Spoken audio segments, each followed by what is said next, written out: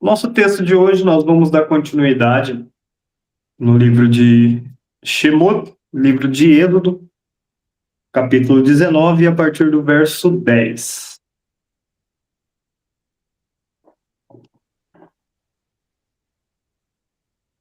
Eu gostaria que alguém lesse para mim até o verso de número 13. Livro de Shemot, capítulo 19, do 10 ao 13. Disse também o Senhor a Moisés: Vai ao povo e santifica-os, hoje e amanhã, e lavem eles os seus vestidos, e estejam prontos para o terceiro dia, porquanto, no terceiro dia, o Senhor descerá diante dos olhos de todo o povo sobre o monte Sinai, e marcarás limites ao povo em redor, dizendo: Guardai-vos, que não subais ao monte, nem toqueis o seu termo. Todo aquele que tocar o monte, certamente morrerá. Nenhuma mão tocará nele, porque certamente será apedrejado ou assediado, quer seja animal, quer seja homem, não viverá. Soando a buzina longamente, então subirão ao monte. Amém. Amém. Capítulo 19 do livro de Êxodo conta para nós que Moisés sobe ao monte, recebe instruções do Senhor e agora ele desce, passa as instruções ao povo e o povo fala: nós, tudo que o Senhor disse, nós faremos. Então Moisés sobe novamente ao monte e ali ele fala para o Eterno: olha, essa é a resposta do povo de Israel em relação àquilo que o Senhor transmitiu. Então, no verso de número 10, o Senhor fala: e falou o Senhor a Moisés: volte novamente para o povo, dirija-se ao povo e separe-os para mim, hoje e amanhã, fazendo que lavem as suas roupas, e prepare-o para o terceiro dia, pois no terceiro dia descerá sobre o monte Sinai, ante os olhos do povo. O Senhor está transmitindo aqui ao seu povo, falando para Moisés: olha, Moisés, separe esse povo para mim durante 2 dias, que eles lavem as suas roupas, e no terceiro dia eu descerei ao monte diante dos olhos do povo, né? E o Senhor vai dando instruções: tomem cuidado em relação à montanha, que vocês não toquem, que ninguém suba, definam-se limites para isso, tá?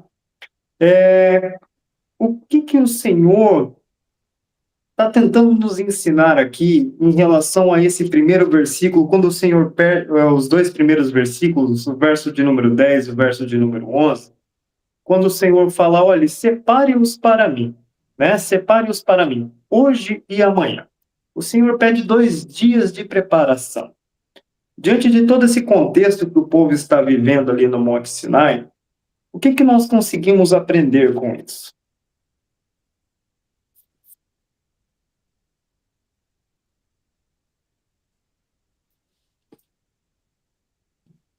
Pode falar, Celeste.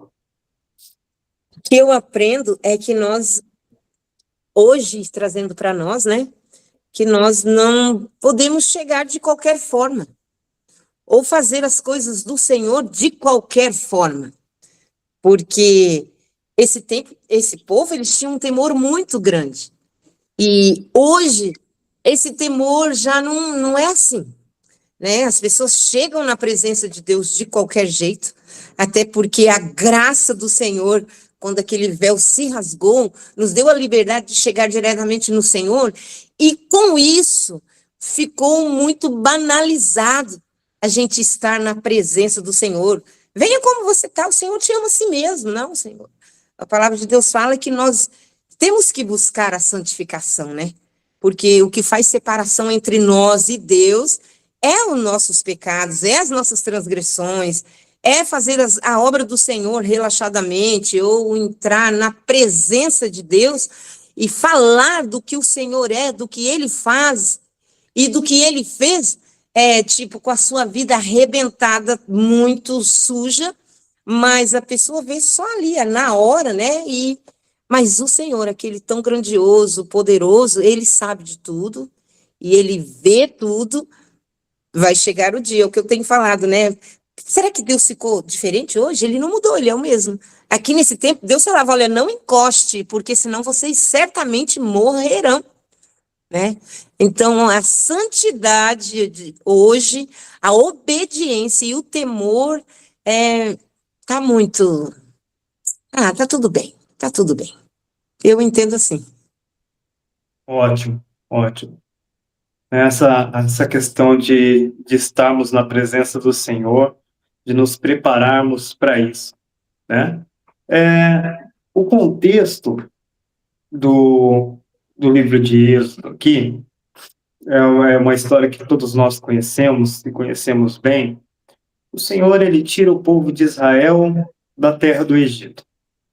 São 400 anos de escravidão, sendo construído um intelecto, vamos dizer assim, de escravos. Eles passam a viver como escravos durante muito tempo e a forma que eles conhecem de viver é a forma como escravos. Mas o plano de Deus agora liberta o seu povo com poder e grande glória. O Senhor tira o seu povo da terra do Egito. E agora, capítulo 19 fala que no terceiro mês, né, quando nós contamos ali o Homer e tudo mais, eles chegam ali, eles estão diante do Senhor ali no Monte Sinai, e agora o Senhor começa a dar instruções para eles. Alessandro, pode falar, depois eu concluo aqui. O que eu acho interessante a Torá, vamos dizer, como é que Deus ofereceu ela para vários povos e nenhum aceitou. E o povo estava vivendo de escravidão, baixa escravidão, e mesmo assim é um povo que se manteve, não se misturou, né? Ele se manteve, assim, de certa forma, puro, ainda com alguns costumes e tudo, mas foi o mais puro possível, eles conseguiram se manter. E o Senhor liberta esse povo, e agora ele precisa tirar o Egito do coração dos povos, né? Porque Deus, para se manifestar e entregar a Torá para o povo, ele pede que o povo se santifique, porque ele vai descer, ele vai entregar essa lei, como é que nós vamos falar assim, essa instrução. Eu acho que eu vejo interessante, ele pede para o povo se santificar, né? Isso mesmo, isso mesmo. Olha que interessante. Deus poderia chegar ali e manifestar a sua presença de forma imediata?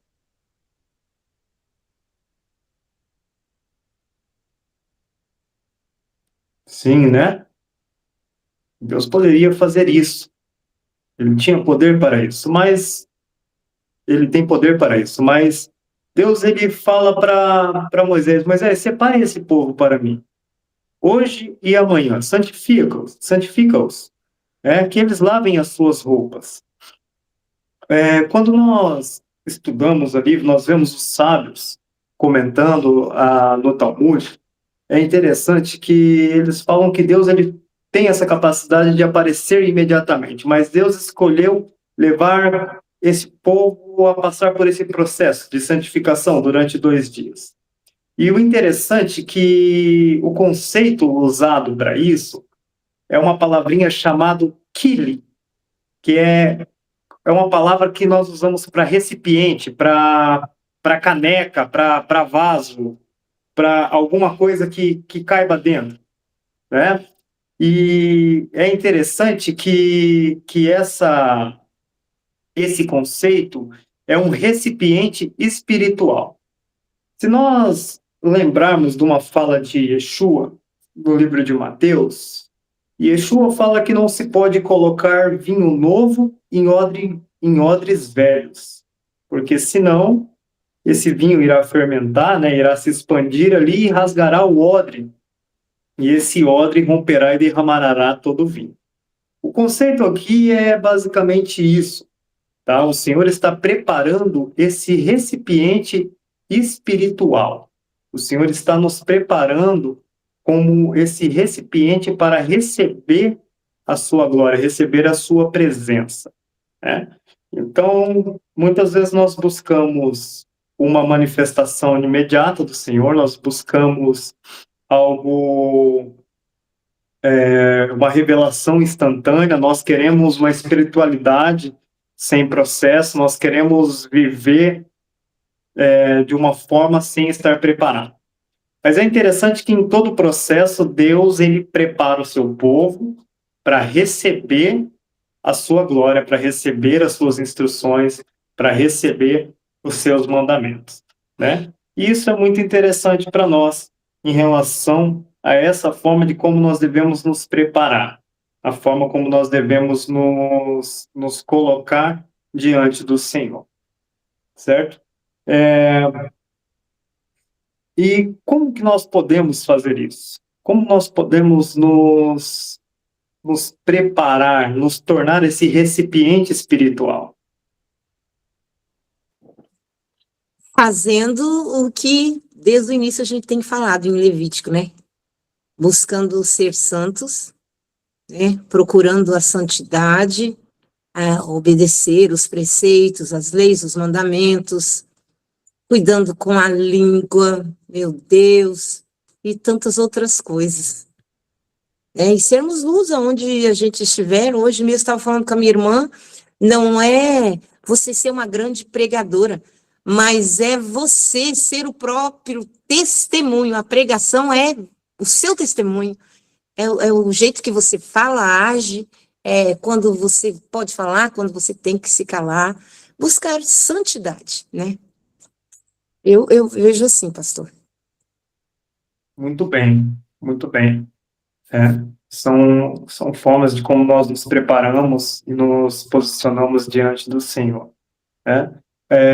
Diante de tudo aquilo que nós estamos estudando ao longo do tempo, nós encerramos Levítico recentemente, o Senhor trabalhando com toda essa questão ética, santidade, separação, toda essa instrução. Nós vemos agora nós começamos agora o livro de Números, a forma como o Senhor está separando o seu povo, organizando o seu povo, né, instruindo o seu povo ali.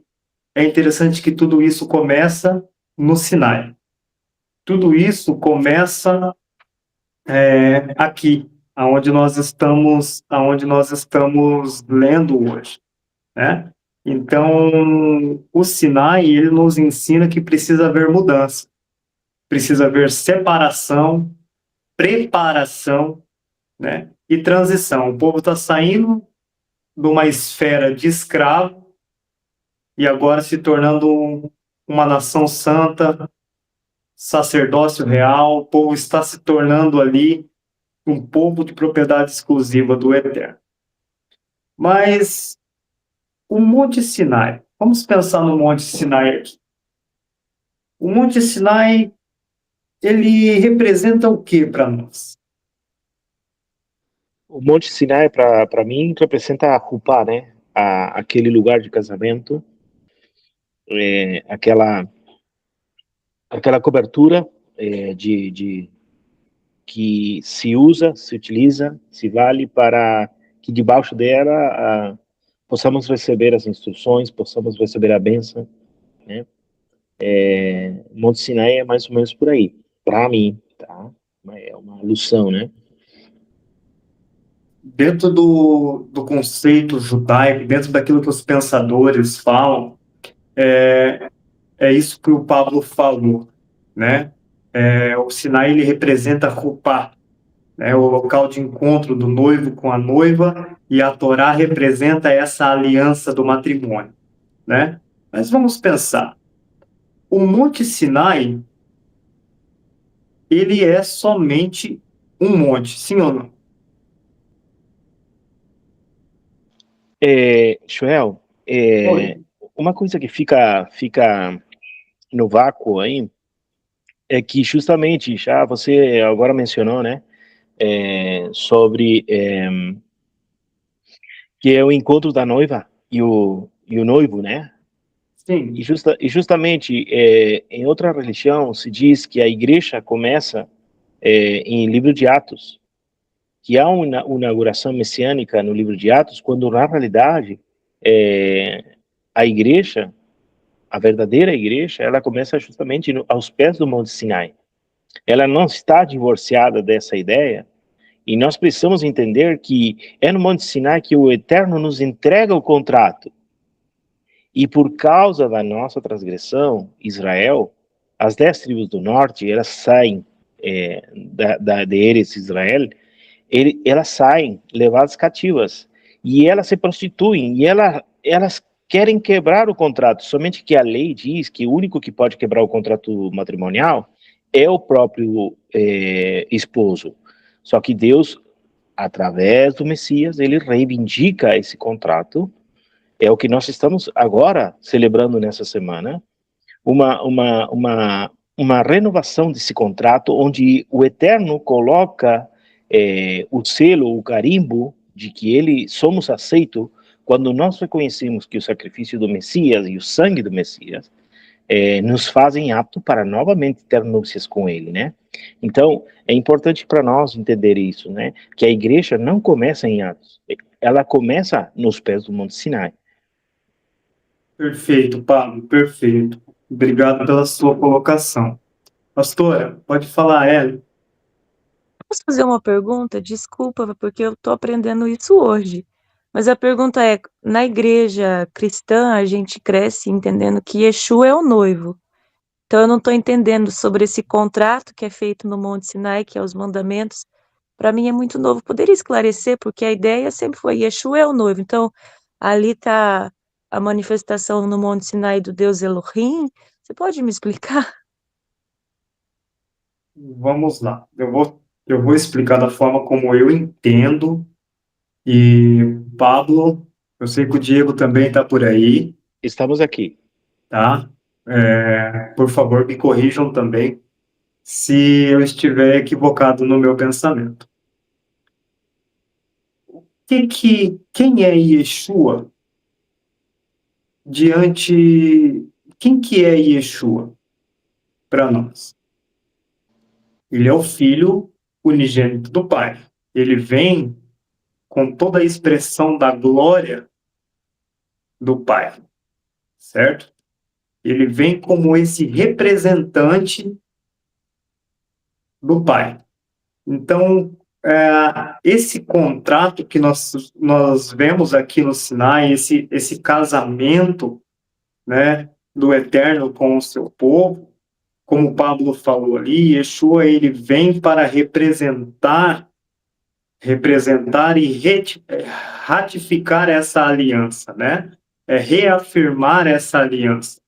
Então, eu entendo Yeshua como noivo dessa forma de representação da glória do Eterno, né? Ele vem para representar, como que eu posso usar a palavra aqui? Eu acho que é isso, ele vem para representar essa questão matrimonial do noivo, né? Daquilo que o Eterno fez com o povo aqui no Sinai, ele vem agora para reafirmar isso. Pablo Diego, nos oriente também, por favor. Acho que o Diego primeiro aí. Tem bala na agulha. É você, Diego. Pablo. Então, nós temos. É por isso que é interessante a gente entender o conceito de Messias. E o conceito de quem é Yeshua, né? Quando nós entendemos, quando nós buscamos a interpretação correta de quem é Yeshua, que ele é o noivo, mas também ele é o contrato vivente, ele é a Torá vivente entre nós.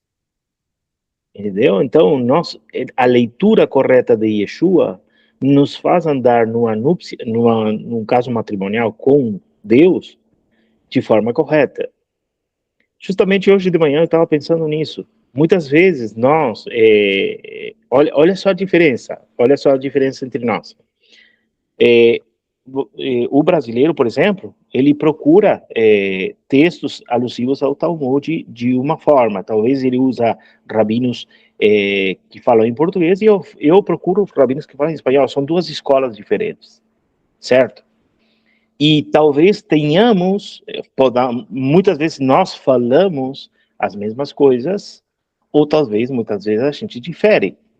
Mas o interessante de tudo isso é que nós temos um mestre, um rabino superior, que quando nós lemos ele e quando nós entendemos as suas palavras, assim como ele diz, ouviste que foi dito isto, mas eu vos digo. Então, quando nós entendemos dessa forma, nós estamos elevando o conceito como ele quer, certo? Então, ele é a Torá vivente entre nós. Ele é o espírito da Torá entre nós. Ele é o noivo. Ele é tudo. Certo? Depois Paulo vai dizer que ele é a imagem do Deus invisível. Que ele, e nele habita toda a plenitude. Então, quando nós vemos Yeshua, nós podemos caracterizá-lo como um noivo. Certo? Vindo do Pai. Mas é mais ou menos por aí, tá? Então, não sei, Ellen, se é mais ou menos a tua resposta, porque o que acontece? No cristianismo, eu vou falar, esse nome eu não gosto de puxar, há muito tempo eu tenho abolido essa história de querer puxar, o cristianismo fala isso, né? Pessoalmente, tá? Entendo aos irmãos tranquilamente, mas eu digo assim, o cristianismo fica truncado com esse assunto, porque ele não entende o conceito de Messias, porque ele não consegue entender que ele, Yeshua, é tudo isso, certo? Não sei se mais ou menos respondi essa pergunta. Eli, tu tá com a mão levantadinha aí. Não, sabe o que é, Pablo? É que nós somos uma igreja da restauração. E a gente precisa ter muito claro, por exemplo, para mim agora ouvindo isso me chocou um pouco, porque eu tô num processo de transição. Tudo bem que já tô há alguns anos ouvindo, sendo ministrada, mas o grande problema da realidade que a gente veio é que existem coisas que são estabelecidas e pronto. Então você tem aquele texto ali no Novo Testamento, né? E você tá ali, aquilo ali, pronto, acabou. Uhum, E é quando verdade. se coloca dentro da proposta da restauração, você está trazendo também outras pessoas para viverem essa restauração. Uhum, Então, a cabeça da gente começa a ficar muito bagunçada. E a gente precisa ter bem claro porque a gente está recebendo essas pessoas que estão vindo, que uhum, tem aquelas que não são pensantes, que são apenas repetem aquilo que foi repetido para eles, mas tem aqueles claro. que querem esclarecimento sobre. E esse ponto que vocês estão tocando hoje é um ponto bem delicado, que não que eu estou chocada, porque é como você disse, o cristianismo ele é truncado. Então ele não consegue ver Yeshua, a revelação de Yeshua no Antigo Testamento. É como se Yeshua não existisse no Antigo Testamento. E João, ele vem falando que Yeshua é a palavra que estava em Deus. E as pessoas não conseguem compreender isso porque Yeshua Correto. não está até então. Ele está a partir da nova aliança, a partir, né, do nascimento, vamos assim dizer. Correto. Então, assim, é dentro disso que, por mais que você diga, eu tenho dificuldade, eu não gosto dessa questão do cristianismo e tal, só que a gente precisa entender que a gente tem uma missão, que é a missão da restauração. Então a gente precisa ser luz na vida daqueles que estão em trevas, não no pecado, mas Uhum. quando eu digo luz, trevas, não é as trevas do pecado. Ignorância, né? Exatamente, que a palavra Uhum. mesmo diz que o povo perece por falta de Conhecimento. Uhum. Conhecimento do Senhor, do Eterno. Então é dentro disso, eu acho que essas conversas elas precisam trazer Isso. bastante luz aos nossos olhos, porque as relações dos nossos irmãos, por exemplo, ali na Beit Hallel e Sim. de repente aqueles que estão presentes aqui, são com cristãos. Entende? Então, Entendo perfeitamente. Agora eu cito o seguinte: o que eu falei aqui foi que eu não gosto de me expressar. O cristianismo fala isso, né? Eu gosto de dizer que foi isso que eu falei, né? Que eu entendo que nós estamos nessa procura de restauração e de desconstrução. Nós temos isso presente, temos que ter isso presente, né? Agora, não, é óbvio que a gente está aberto a todas as pessoas, inclusive não somente cristãos, né? Porque essa luz que foi entregue a nós pela graça, ela tem que ser espalhada. E isso faz parte do Tikkun, né? Hoje de manhã eu colocava para vocês ali. Então, esse Tikkun Olam, que é a restauração, a ratificação do universo, desculpa aí, Joel, já vou te dar, tá? Não, Essa, tá tranquilo. essa ratificação do universo que nós precisamos fazer é justamente não citar, certo?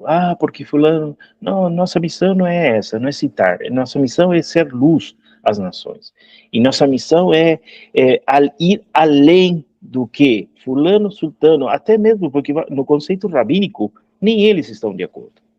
Muitas vezes, muitas coisas quedam no conceito rabínico de forma truncada. Por isso que nós temos que ir a um mestre que nós temos, que é Yeshua, e devolver esse Yeshua para Sião, para a Torá. Tirar ele de Roma e devolvê-lo ao seu lugar de origem. Tirar as suas vestes vermelhas e colocar as azuis. É sobre isso que se trata. Então, não sei se é claro isso, mas nós precisamos caminhar nesse sentido. Eu acredito que, como isso aqui é uma conversa, e é para isso que nós estamos aqui. Que legal que nós tenhamos dúvidas, porque um dos maiores inimigos que nós temos é a ignorância, e nós precisamos entender que nossa ignorância nos pode levar para o mau caminho. E isso é importante, entender, tá? Agora, dúvidas, está o Joel, pastor Diego, eu também entendo que eles têm uma missão, glória a Deus. Gente, glória a Deus por isso, tá? Por esse espaço que nós temos para conversar, tá? E é tirar dúvidas. E aí o Adilson já colocou alguma coisa a mais, tem umas mãos levantadas aí, vamos lá. Beleza? Forte abraço. Shalom, shalom, povo de Deus, tudo bem? Acho que a pastora Ellen estava com a mão levantada primeiro aí. não, amor, não abaixaram a minha mão. Não tô. Então tá. Shalom, shalom, povo. Antes de falar, eu queria dar as boas-vindas aqui para o Ettore e para a Jussara. Que o Eterno abençoe vocês. Obrigado por estarem aqui nessa conversa hoje conosco. Que Deus abençoe muito a vida de vocês. Vocês tenham um Shabat precioso. São nossos irmãos lá de Curitiba. E aqui está uma sala aqui, né? Pessoal de Curitiba, do Uruguai. Tem uruguaios, cubanos, brasileiros e tem até nós. Amor, Deus é bom. deixa Povo eu de... falar uma povo... coisa. Oi. Eu não os conheço, bem-vindo, irmão Héctor e sua esposa, mas eu quero dizer para os irmãos da Beit Hallel que esses irmãos estão presentes conosco, talvez muitos não saibam, mas desde o começo da Beit Hallel eles têm nos apoiado. Glória a É Deus. verdade. É Glória a verdade. Deus. Sejam Pastor bem-vindos. Joel, Shabbat Shalom. Pastor Joel, eu tô aqui preparando uma mensagem e o estudo de hoje à noite, e confesso para você que eu só ouvi a Ellen falando, gritando lá de dentro, falando, estão falando com você, mas eu tô tão intertido aqui que eu perdi. Agora entrei e vi que tá boa a conversa, mas qual que é a situação? Vamos lá. Nós estamos, Êxodo 19, o povo diante do Eterno no Monte Sinai, e eu fiz a pergunta, o que que representa o Sinai para nós? Aham. Então, o Pablo falou, e eu confirmei isso, que o Sinai é a Rupá, é o local de casamento do Eterno com o seu povo, né? Uhum. Ele como noivo, o povo como a noiva e a Torá como essa aliança matrimonial, né? E a pergunta da Ellen foi: se o Eterno e o povo é o noivo ali, como que Yeshua também é o noivo, né? E a minha resposta, e também a resposta do Pablo, é que Yeshua, ele converge toda essa manifestação da glória do Pai, né? Essa representação do Eterno. Todas as coisas estão nele, né? Tudo está nele. É isso que você falou, né, Pablo? Corretamente, Joel, isso mesmo. Né? E a Ellen, e a pergunta da Ellen é como que, porque a gente sempre ouviu no cristianismo que Yeshua é o noivo e a igreja é a noiva, mas isso começa-se lá no Sinai, não começa-se no Novo Testamento, esse conceito que nós temos de que isso se iniciou no Novo Testamento, onde Yeshua é o noivo e a igreja é a noiva, né? Ellen, foi essa a tua pergunta? Isso, então a questão é como que nós entendemos isso, se isso acontece lá atrás, como nós conseguimos explicar isso para aqueles que estão chegando, para aqueles que têm dúvidas, como nós conseguimos transmitir isso. Ah, muito boa pergunta. Até parece que ela é mulher do pastor. Pois é, rapaz, se aquela não tinha nada o que fazer, não, para fazer uma pergunta dessa. Jesus!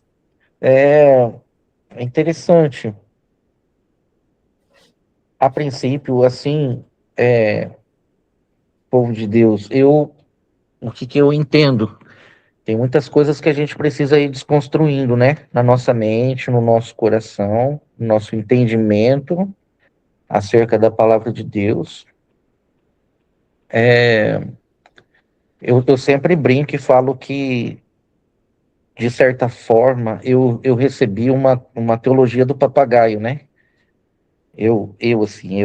Né? Eu recebi muito uma teologia de papagaio, que é só de repetição. Fulano repetiu, que repetiu, que repetiu, que repetiu.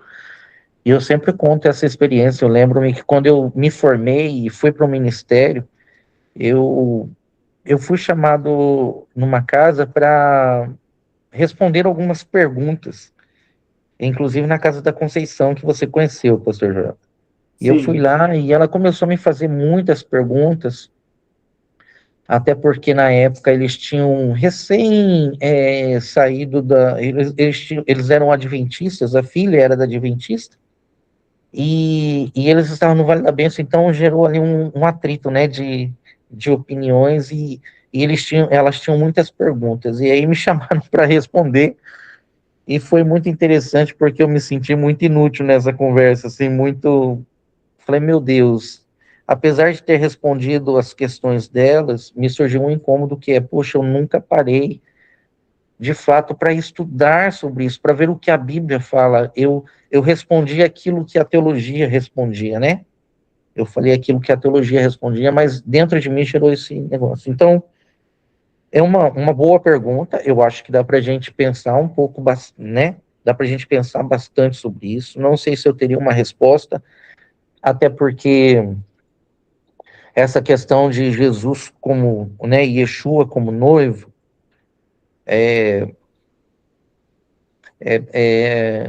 já há um tempo, inclusive eu acho que eu já até conversei com você sobre isso, que quando a Bíblia apresenta Yeshua como noivo, é uma linguagem muito de Apocalipse, não é? Então, quando João vai conhecer a noiva do Cordeiro, não é uma pessoa. A noiva do Cordeiro é uma cidade. Eu estou até com o texto aberto aqui. É uma cidade. É Apocalipse 21. 21. Isso, eu acho que é isso aí. Então, a noiva do Cordeiro ali é uma cidade, não é uma pessoa, não é uma organização, não é uma instituição. É uma cidade específica, Nova Jerusalém, exatamente, né? Então, a noiva do Cordeiro. Se não me falha a memória, em uma das igrejas, eu só estou confuso em relação à igreja de Esmirna ou a igreja de Filadélfia, que são as duas igrejas que não tiveram repreensões. Mas em uma dessas igrejas, uma das promessas é que Deus colocaria aqueles que fossem fiéis à sua palavra, no sentido de perseverarem em relação à palavra do Eterno, seria colocado sobre eles um selo, como é que é? Tipo, seria gravado nele o nome da Nova Jerusalém. Depois a gente tem que conferir isso aí, mas é o que me vem à mente agora. Então, um selo específico da Nova Jerusalém. Então, assim, eu creio muito nisso, aqueles que estão de fato firmados com a Torá, pensando, irmãos, em nome de Jesus, deixa eu falar uma coisa para vocês, eu estou falando agora de forma, assim, superficial, é um assunto que a gente precisa pensar, tá bom? É um assunto que a gente precisa pensar, estudar. Então, pensando assim de forma superficial, dá-se a entender que a Nova Jerusalém é um lugar muito específico. Muito específico. Não são todos que terão acesso à Nova Jerusalém. E a Nova Jerusalém é a esposa do Cordeiro. Esse local é a esposa do Cordeiro.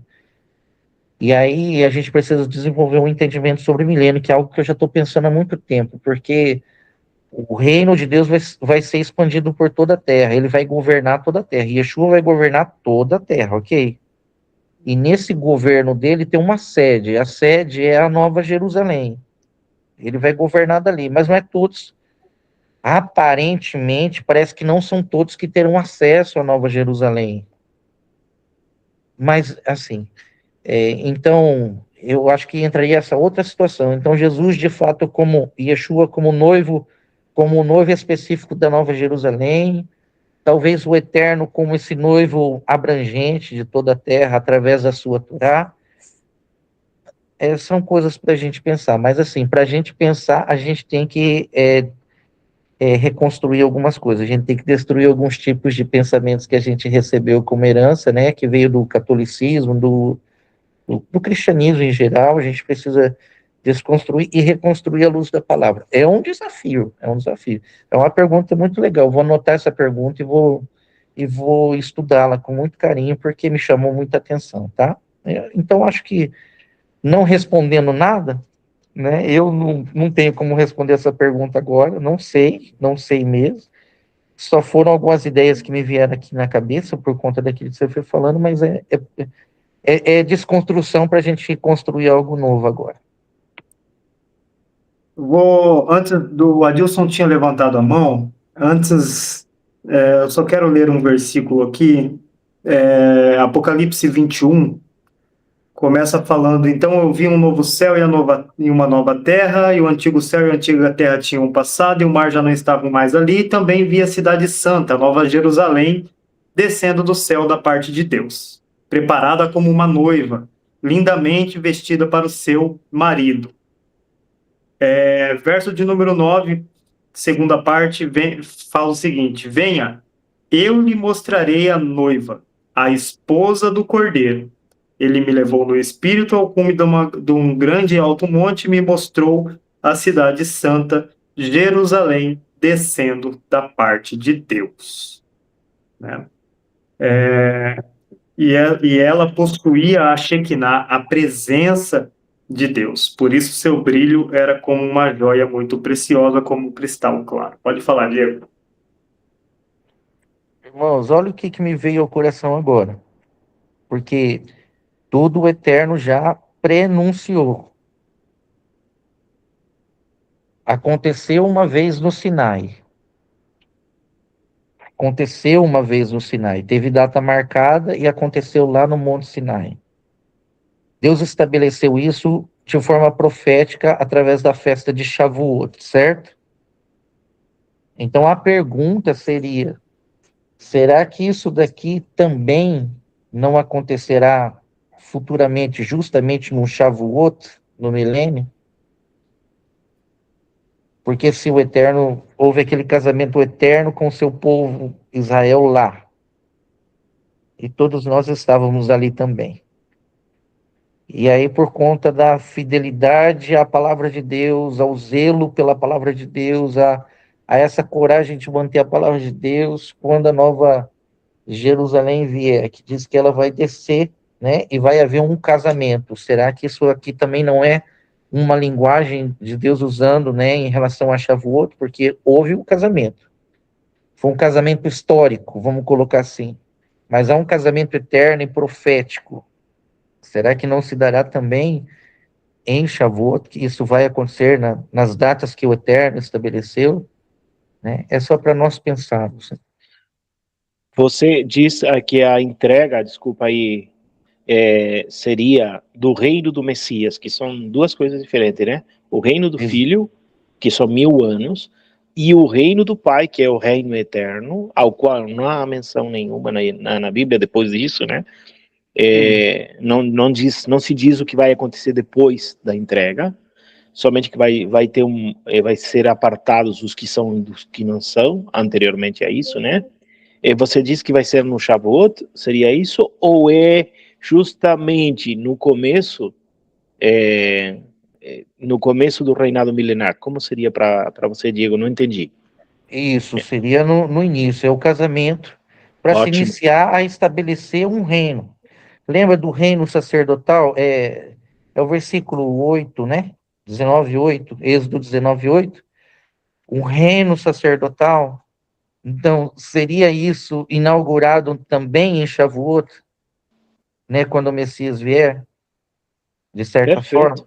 Perfeito, perfeito. Entendi. Assim, Agora sim. irmãos, eu não estou afirmando nada em nome de Não, Jesus. A gente está É uma, conversando e, é né? uma É ideia, só né? isso, alusão, né? uma alusão. Aham. É, uma coisa nós temos certo, o Senhor não deixou tempos marcados de forma aleatória, né? Isso são tempos proféticos para nós prestarmos atenção e entender tudo aquilo que o Senhor faz e está fazendo, né? Então, toda essa preparação, nós estamos vivendo isso de forma profética, né? Tudo que nós fazemos. Então, vamos voltar aqui para o nosso texto. Adilson, perdão, você tinha levantado a mão aquela hora, meu querido, fala conosco. Ô, meu amado, então, vou tentar ser breve aqui, o tempo urge, né? Ouvindo a pergunta da irmã ali, eu louvo ao Eterno pela possibilidade que ele me dá de ler a palavra todos os dias, e aí com essa pergunta, eu só posso usar a expressão que eu viajei pela palavra, né? E eu fui lá para Gênesis, quando Deus amaldiçoa o homem, a mulher, enfim, e ele fala que a descendência da mulher pisaria na descendência da cabeça da serpente. Ali Deus já está falando de Yeshua como Hamashia, né? Como aquele que viria e retomaria o reino. Aí daí ela citou também, eu fui lá para João 1, né? No princípio era o verbo estava com Deus, o verbo era Deus, todas as coisas foram feitas por ele, sem ele nada do que foi feito se fez. Aí eu fui para Colossenses 3, né? Que fala que se já morremos com Cristo, temos que pensar nas coisas do alto. Mas, assim, para mim, o foco que Efésios 1, que eu entendo como realmente é o propósito eterno de Deus, de fazer convergir em Cristo todas as coisas na dispensação dos tempos. Não estou lendo, estou citando só, então posso estar parafraseando o texto, me perdoem. Mas eu entendo, assim, que o Yeshua, o Hamashia, ele era, ele é e ele vai continuar sendo eternamente. Então, se o Senhor, o Eterno, vai fazer convergir em Cristo, em Yeshua, todas as coisas na dispensação dos tempos, nós não temos como dispensar qualquer pensamento, ou qualquer alusão, ou qualquer entendimento acerca do Hamashia, porque ele é tudo, em todos, em todas as coisas, né? Eu entendo que ele se encaixa, se coloca em todos os lugares da palavra como sendo Deus da Trindade também. Eu não sei se me fiz entender, mas me vem muito claro, assim, que sendo ele, né, o autor e o consumador da vida lá de João, fazendo todas as coisas, ele também vai ser o executor e as coisas vão finalizar nele. Entendi, entendi. E eu acho que é bem isso, né? Tudo aquilo que o Eterno fez se converge no Filho, né? Entendendo Deus, único e soberano sobre todas as coisas, o seu Filho, né, que é a plena expressão da glória do Pai, e, e bem isso, né? Bem isso aí. Gente, para nós darmos andamento aqui, voltando para o nosso texto, a pergunta que eu fiz para vocês no início, o que representa para nós o Monte Sinai, né? O Pablo falou ali que o Sinai ele representa esse local do casamento, mas para nós pensarmos aqui o seguinte, o Monte Sinai, sem a presença do Eterno, ele é simplesmente um monte. Ele é simplesmente um local geográfico. O que muda tudo dentro desse contexto é a manifestação da presença do Eterno. O que muda tudo dentro dessa nossa conversa é a presença do Eterno naquele local, certo? É a mesma coisa que nós temos, por exemplo, o Shabat, né? Tudo aquilo que o Senhor nos deixou, o Shabat, o tabernáculo, tudo isso, sem a presença do Eterno, são coisas aleatórias, vamos dizer assim. O interessante para nós pensarmos aqui, que Deus ele leva o seu povo para o Monte Sinai, e não é o monte que é um local especial, mas a presença do Eterno que transforma espaços. Ô, Pablo, você consegue ler para mim o que a Salete colocou aí? Deixa eu ver se consigo mudar aqui. Perfeito, perfeito. Isso que estava me perguntando aqui, pastor, sobre o Monte Sinai. Fui tildar aqui o microfone e apareceu todos vocês aqui em vez do microfone. Obrigado. Não, eu consegui ler aqui. Salete, abre o teu áudio, então fala com a gente. O pastor, é que no iniciozinho o senhor perguntou sobre o Monte Sinai, o que ele seria, se ele era só o Monte Sinai, entendeu? Sim. Aí a gente foi falando outra coisa e ficou nisso, e eu fiquei pensando. Aí eu concordei, coloquei ali com meus dedos que eu achava que era, né? Porque é como hoje, é como as pessoas chegam dentro do local onde nós ouvimos, falamos e louvamos o nome do Senhor, que é a igreja prédio, entendeu? E aí, até hoje, as pessoas na hora que passa na frente de uma igreja, tira o boné, faz os sinais e tudo, e a gente ali dentro, a gente tem que ter reverência, a gente precisa ter reverência. Mas quando a gente sai, quando a igreja, o corpo de Cristo sai dali, é só uma sala e uma construção, né? É tipo que o Senhor ele não habita em templos feitos por mãos de homens. Sem a presença dele é só um lugar, né? Daí eu fiquei pensando, será que o Monte Sinai é assim também? E hoje, como que o povo escolhido de Deus, como que o povo de Israel, que lá, o monte está lá, como que eles hoje diante desse monte? Fiquei aqui pensando, porque enquanto vocês estão falando, a cabeça da gente vai a mil, né? Tanta pergunta, tanta coisa. É isso. Hein, Joel? Só Oi. a pandemia nos deixou bem claro, né? Que muitas vezes o monte, que falavam, né, a igreja, né, era o Zoom, era o Meet, porque realmente tivemos que nos congregar por ali, né? Então, é bem interessante o que a Salete está falando aí. E é interessante para nós pensarmos, porque o Senhor ele leva o seu povo para o deserto. E deserto é terra de ninguém. Deserto é terra que não tem nada, né? Se nós pensarmos nisso, só que o Senhor transforma o deserto, o monte do Sinai, o monte do Sinai, ali no deserto do Sinai, ele transforma isso em algo santo. É igual o Shabat para nós. Se a presença do Senhor não está no Shabat, se nós não buscamos a presença do Senhor no Shabat, nós só tiramos um dia para ficar com a perna para cima, se torna um dia qualquer. Um dia como todo outro que eu posso me assentar e descansar. Mas o Senhor santificou, o Senhor separou para si o Shabat. Então isso torna o Shabat santo. Torna o Shabat uma propriedade separada para o Senhor, assim como o tabernáculo. O Senhor fala para Moisés: Moisés, tome cuidado, construa o tabernáculo de acordo com tudo aquilo que eu lhe mostrei, para que eu venha e habite sobre ele. Se o Senhor não desce, se o fogo do Senhor não vem, não consome o holocausto, não havia presença. Seria um monte de construção perambulando pelo deserto. Então, para nós pensarmos, né, a presença do Senhor, ela transforma espaço, ela transforma tempo e ela transforma pessoas, tá? Então, a presença do Senhor é que faz tudo isso girar, é a presença do Senhor que faz tudo isso convergir, tá? Deixa eu ver aqui o que estão colocando nas mensagens. São esses conceitos que os nossos irmãos que pagaram o preço, inclusive de morte, tinham sempre presentes. Isso mesmo, Pablo. Isso mesmo, né? Então, é essa presença do Senhor que precisa nos mover, tá?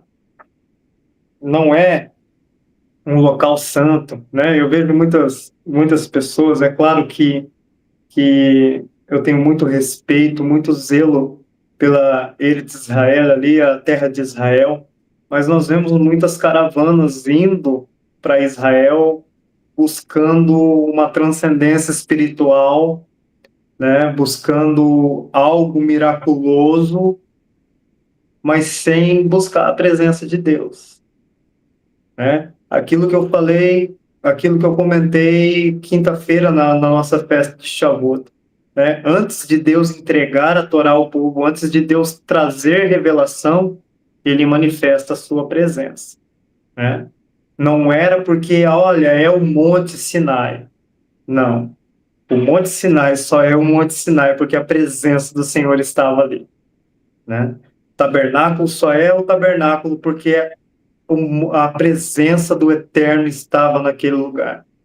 Então, assim, assim como a Beit Hallel, assim como nós precisamos atrair a presença do Eterno, né? Precisamos atrair essa presença do Senhor, para que Ele possa trazer revelação, como eu comecei falando ali, né? Por que que o Senhor pede para separar o povo 2 dias?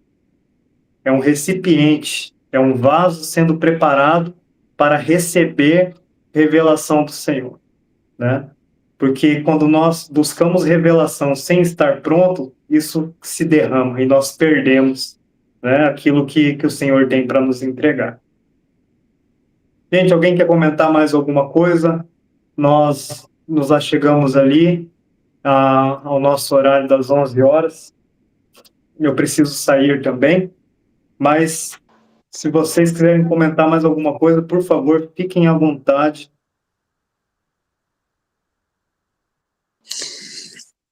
Irmãos, eu quero louvar a Deus por esse tempo embaixo da árvore, né? E que nos faz meditar, que inquieta o nosso coração para examinar mesmo, né, a palavra dele, a Torá, e entender os seus desígnios, mas também entender muito mais do que ele quer falar conosco, né, do que aquilo que ele quer falar conosco. E louvo a Deus pela vida de vocês, pela profundidade da palavra, de sair da superfície e entrar nas profundezas, né, do Eterno, entender aquilo que ele está falando. E também quero agradecer pelo Éter e a Jussara, são amigos de longa data, e por estar aqui, que atendeu os nossos convites, né, para estar aqui.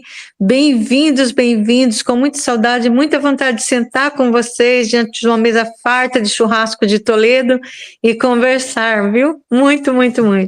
Deus abençoe muito vocês, irmãos. Amém. Glória a Deus. Salete. Pastor, eu sei que o senhor tem que sair, mas eu queria. Não, pode ficar tranquilo. Assim, eu tenho um compromisso, mas pode ficar tranquilo. Eu vou ficar aqui enquanto vocês estiverem aqui.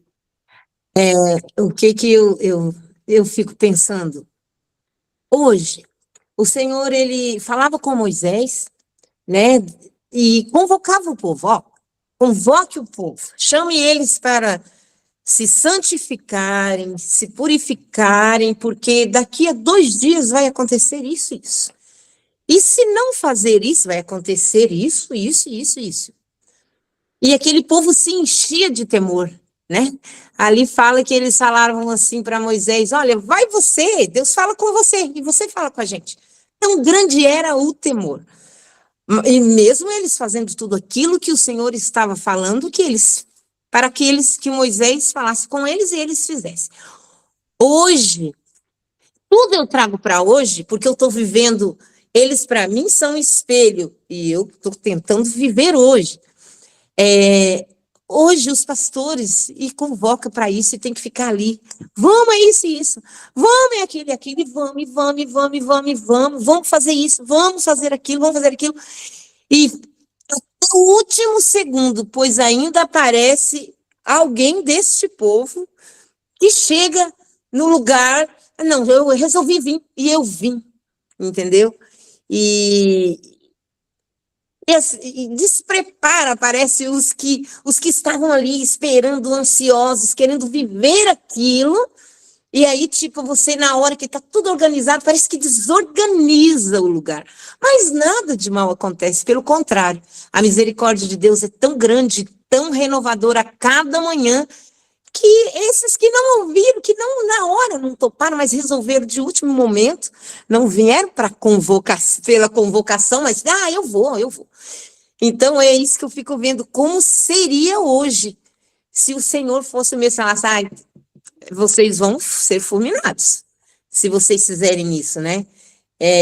Meu Deus, a misericórdia de Deus é grandiosa, por isso o meu temor pelo dia em que o Senhor vai cobrar tudo isso, porque eu sei que esse dia vai chegar. A minha oração hoje, o Senhor tem me levado a orar: Senhor, que a sua misericórdia esteja ainda no dia mau. Que o dia mau, para mim, é o dia em que as pessoas vão correr atrás daqueles que falavam: olha, porque vai acontecer isso. O Senhor fala que nos últimos dias, a palavra de Deus fala isso. Com certeza, muitas pessoas virão correndo, né, para fazer parte. E é a hora das lamparinas, que elas não estavam recarregadas, ou de repente nem lamparina essa pessoa carregou, né? É uma coisa assim que você tem que ficar. Eu estou vivendo uns tempos assim que, meu Deus, parece assim que eu quero só entender e falar, sabe? Sim. Prossiga em conhecer, conheça e prossiga, e corra atrás, porque é o conhecimento. Eu creio que não é alaridos, não é um lugar cheio da presença por conta de emoções, mas da verdadeira presença pela palavra, o conhecimento, o esmiuçar, o conhecer e o buscar, entende? Eu acho que eu estou ficando velha mesmo. Fiquei. Não. Vamos lá, só para a gente encerrar aqui, isso que a Salete falou é interessante, porque nós vemos ali o Senhor falando para o seu povo, para Moisés transmitir ao povo: separem-se, né? Lavem as suas vestes hoje e amanhã. E no terceiro dia eu descerei sobre o monte, Mas tomem cuidado para que nenhum de vocês toquem o monte. Nem animal, nem mão, nem homem toquem o monte para que vocês não morram. Rashi, sábios dizem que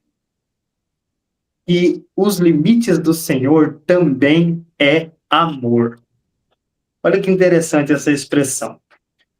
O limite do Senhor também é amor. Por que Deus fala assim: olha, não toquem no monte? Não relem no monte. Vocês não têm permissão de tocar no monte. O Senhor pede para que o povo se santifique, para que o povo se prepare para receber a instrução do Senhor. O Senhor fala: porque eu falarei com você, Moisés, e o povo ouvirá. né? E confiará eternamente em você. Mas o Senhor fala para o povo assim, olha, não subam no monte, não toquem no monte para que vocês não morram. É interessante quando nós pegamos essa expressão dos sábios, onde eles falam que o limite do Senhor também é amor, eles têm a seguinte ideia, que Deus coloca limites diante de nós para que a nossa falta de preparo, a nossa falta de consagração não nos destrua diante daquilo que o Senhor está revelando. Então, quando o Senhor impõe esses limites ali ao pé do monte, embora o povo lavou as suas vestes, embora o povo se santificou durante esses 2 dias, a questão é como que eles estavam preparados, como estava o coração preparado para receber aquilo que o Eterno tinha para entregar, né? Então, assim, os limites que o Senhor coloca também é amor para nós, para que nós não venhamos perecer diante daquilo que Ele tem para nos entregar. Para que nós possamos aprender isso de forma gradativa. O Senhor vai nos entregando, assim como a Ellen falou ali no início, né? Nós estamos aprendendo, embora já faz algum tempinho que nós estamos caminhando dentro dessa ideia da restauração, o Senhor vai nos entregando, revelando, e às vezes nós parecemos assim, Senhor, nós queremos subir, nós queremos avançar, mas parece que tem uma barreira ali que nós não conseguimos transcender, e nós precisamos, às vezes, olhar isso como cuidados do Senhor para nós. Olha, vocês ainda não estão prontos para começar a subir o monte, né? Vocês precisam estar aí embaixo, ouvindo um pouquinho mais, se consagrando um pouquinho mais, se preparando um pouquinho mais, para que vocês possam ter essa bagagem para receber tudo aquilo que eu tenho para entregar a vocês, tá?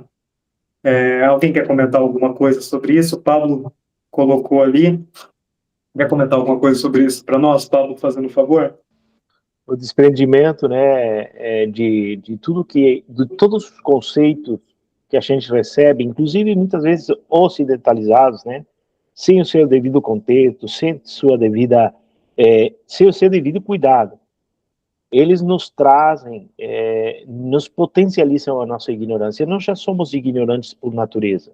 E a ignorância, ela está em nós, ela convive com nós, almoça com nós, dorme com nós, né? Se deixar, ela até toma banho com nós, né? A nossa ignorância, ela sempre vai estar ali presente, né? Porém, existem algumas coisas que potencializam a nossa ignorância. E entre essas coisas, está justamente os conceitos equivocados. Por isso que o que diz a palavra é que o que liberta é a verdade, e a verdade, segundo Yeshua, em João 17:17, ele vai dizer que a verdade Pai, santifica-as na tua verdade, tua palavra é a verdade. Então, veja que não diz, a música é o que te liberta. Aliás, nós estamos num momento tão perigoso que até a música que nós ouvimos, ela é perigosa para a nossa existência. Hoje se está falando na neurociência, se está falando que a música, ela está trabalhando em contra do ser humano. Existem coisas que estão trazendo depressão ao ser humano, certo? Hoje tem um mundo aí do worship, que todo mundo já está falando, que até isso é perigoso. Então, mas veja bem, o que liberta a nossa vida, o que liberta nosso ser da ignorância é a verdade, não tem outra. Por isso que o conceito de debaixo da árvore é esse, é trazer você para que você entenda, e aqui tem gente preparada para isso. Aqui tem gente preparada que Deus está chamando para tocar um monte. Gente, vamos ficar de olho, o Senhor nos quer um passo mais à frente, nos quer levar a um nível de experiência maior, certo? E vamos fazer como a profecia de Ezequiel, quando Ezequiel foi cruzar um rio. Você pode ter a água até os joelhos, mas não é isso que Deus te chamou. Deus te chamou para que você seja mergulhado profundamente. nesses conceitos que são do reino e que o nosso Messias, Yeshua, trouxe para nós. Esse é o convite nessa manhã, né, Joel? É por isso que eu coloquei isso, porque até o Bolsonaro fala isso sem saber o que ele está falando, né? Tá ok? Então, é mais ou menos por aí, ele fala isso, né? João 8:32, né? Glória a Deus pela vida dele, né? Mas assim, ele não sabe o que ele está dizendo, pois se ele aprofundasse nisso, muita ignorância do humanismo que se persegue, cairia também. Isso é um fato que teríamos 1h30 para conversar nesse assunto, tá? Mas é isso aí, Joel. Muito obrigado, viu? Que Deus abençoe a tua casa, a tua vida, por causa da tua obediência e por causa de você se dispor a compartilhar com nós nessa manhã. Amém, amém, Pablo, recebo. Amém. Povo de Deus, eu acho que é isso, né? Obrigado pela presença de vocês aqui nesta manhã. Ettore, prazer em estar lhe vendo aí e esperamos que possa vir a Toledo nos conhecer, né? Que nós possamos aí comungar de um tempo junto também. Gente, que o Senhor abençoe grandemente a vida de vocês, tenhamos um final de semana repleto da glória e da presença do Senhor, que possamos pensar em tudo aquilo que foi dito, tudo aquilo que foi falado aqui nesta manhã, e a graça do Eterno nos capacite para isso, né? Então, vamos orar então para que nós possamos encerrar a nossa conversa.